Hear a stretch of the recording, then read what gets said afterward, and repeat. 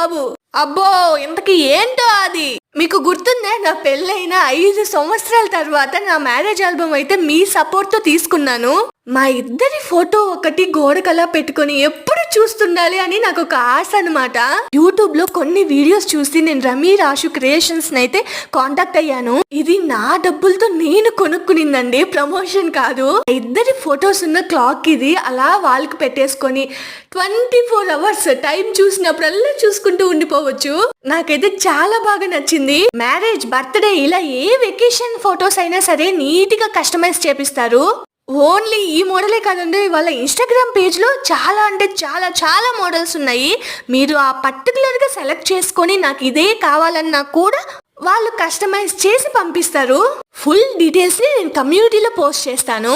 ఇంకెందుకు late, contact